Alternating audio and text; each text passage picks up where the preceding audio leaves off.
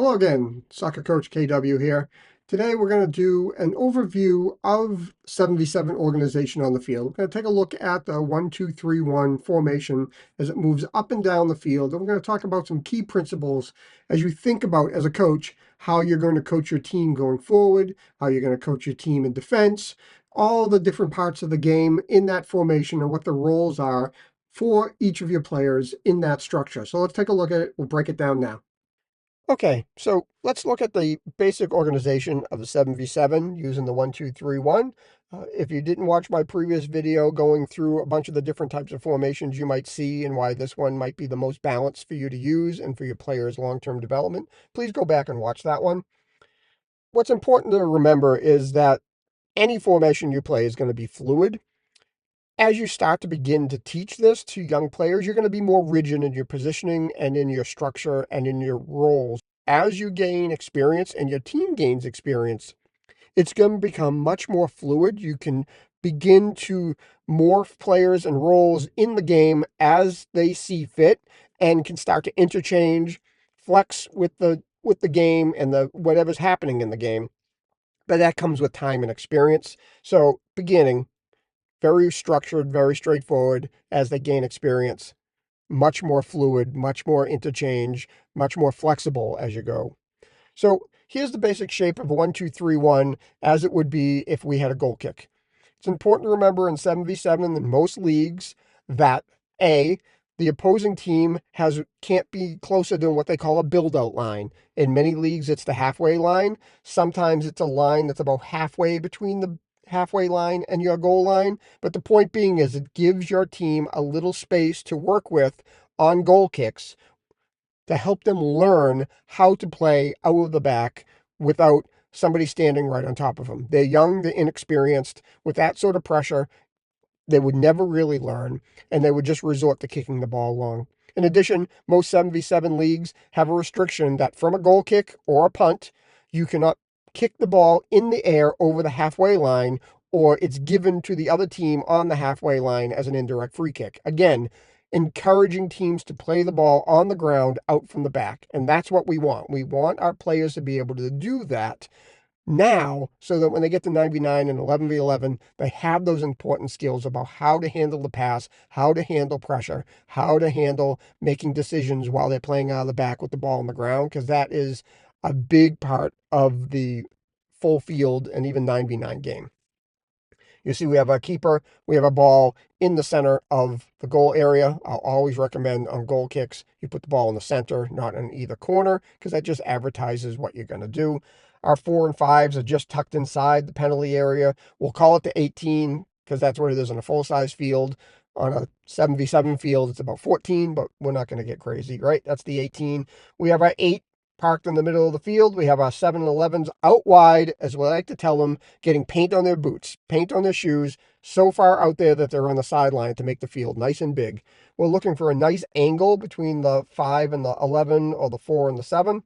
And then our 9 is as far up as the other defenders will go. If the other team is all parked on that center line, then they can't go much further without being offside. But if the other team keeps a couple of center backs or something further up the field, that 9 can and should come across the halfway line. Because remember, we're trying to stay onside, but we're also trying to stretch the field as wide as we go. So there is a concept in soccer that when you have the ball, you try to make the field big. Your team should try to spread out and use as much of the field as possible to make it difficult for teams to cover all the spaces that you want to operate in with the ball. So you can see here, the 8 happens to have the ball in the center of the field.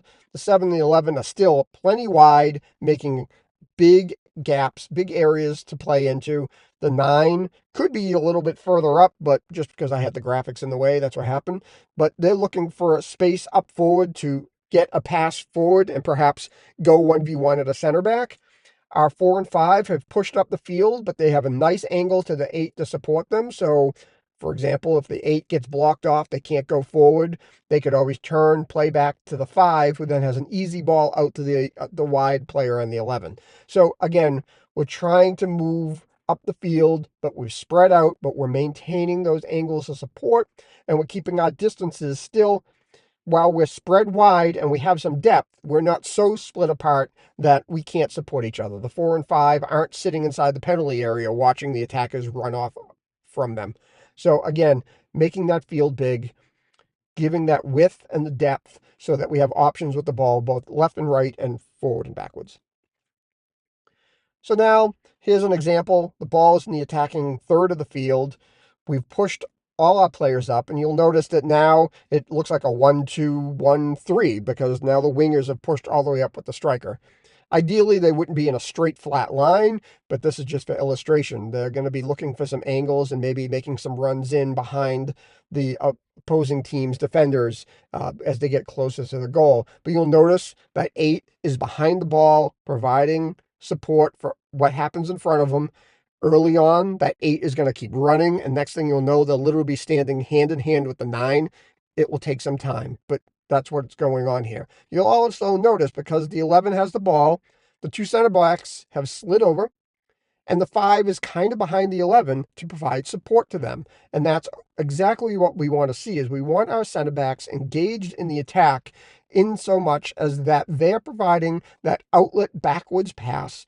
If they get blocked off, if they get double teamed and they can't make a pass into the middle, they can always find a teammate behind them, which will almost always be uncovered, where then now they can play that ball into the 9 or the 8, or maybe they play it to the 4 and they swing around the other side. So the 4 is still patrolling the middle of the field. Probably the opposition attacker is in that area if they're a decent team, and they're still providing cover there, but everybody has good support while we push forward. Also notice the goalkeeper. You really have to work with your keepers to get them out of their goal. When the ball is that far up the field, they need to get up and outside of their box to be a sweeper behind the defense. Let's say the 11 lose the ball and they just kick it forward. And now it's a foot race between the 4 and maybe a striker on the other team heading back. If your keeper is sitting on their goal line in the back, they can't help that 4 in any way, shape, or form. They're now just hoping that their center back can outrace that striker as they run towards that net. But at this starting position, if the keeper is outside their box, that ball goes over the top and there's some sort of foot race, odds are that keeper is going to be able to get to the ball before anybody else can and can safely knock it back up the field. So you almost use them as a sweeper keeper, they sometimes call them. But it's important to get your keepers to have the confidence to get up and out of the net. They are also part of the attack. They could be even much further up the field, believe it or not, but at least getting themselves up out of the box to patrol that area to make sure that if a long ball gets just booted down the other way, they can get that ball and put it back into the attacking half of the field so that your team can continue the pressure going in that direction. Here we have the converse. We're now on the defense. Other team has the ball. So now when we're on defense, the idea is we want to make the field small. We want to be compact so that it's difficult for us, the other team, to play through the middle of the field and get to the dangerous parts, which would be obviously in front of our goal. So you can see the 4 and the 5 have come in. They're in a nice tight partnership. The 8 is there. That triangle is still there. That 8 acts as a screen to keep people from just walking in on the center backs and trying to split them. The 7 and 11 have tucked in, and the 9 have stayed high. It's important for your striker to stay up the field. They're so much going to want to run back and try and help their teammates. But the problem is, if your team wins the ball back, if your striker's down with them, they have nobody to pass the ball up to relieve the pressure. You're just going to give the ball back to the other team, whose center backs will be hanging out at the halfway line, and they're going to knock it right back at you while you're trying to get up and out of the field. So it's really important to teach your striker to stay up there. It feels like they're doing nothing, and so their natural inclination is to try and come back into the goal area and defend. You've got to train them to be like, nope. Even if early on you just tell them you can't leave the circle, at least that's a start. And then as time goes on, you can teach them they can be as far up the field as they need to be while staying on side and being an option for your team. She's gonna slide up and down the line wherever the ball is in the defense. So if they win it, they know if they just kick the ball straight up, there's a chance that their striker will catch it. The other piece of this is your 7 and 11 are going to be the ones responsible to go out and chase the ball out when it goes wide. In most formations like this, the 7 and 11 are basically 1v1 against their counterpart. So they're going to spend most of the game attacking their matching wide midfielder or defending that wide midfielder, because that's their job up and down the field. So their job is to chase out there, but if the 4 or the 5 get pulled out of position, the 8 is in a great spot to just slide in and restore a nice strong middle of the field. So the 1-2-3-1 is fluid as it moves up and down the field, but those functions of each player in their roles really define what's going on as the game goes up and down. Again, when you have the ball, you try to make the field big. You spread out. And when you lose the ball, you try to get compact around the ball and in the middle of your net, in middle of the field, to minimize the danger to your net shots being taken from the center of the field. And again, as we've said, teaching those roles associated with the numbering system that we talked about in the other video just gives your players shorthand to know what they're doing at any one time. So that's the basic 7v7 organization in the 1-2-3-1. As a coach, having this information is vital so that you can conceptualize what's going to happen on the field and how you can have your game model move forward and backwards, and you can teach your players what to do in the different zones. We're going to have a separate video on how you divide up the field.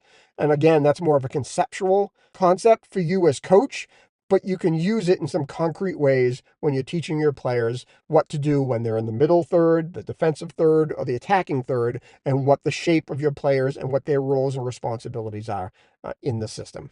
I hope you find that helpful, breaking down the 7v7 principles of organization there. Again, that's an ideal situation. The game is messy. The game is chaotic. It's never going to be as clean as the grid on a nice presentation.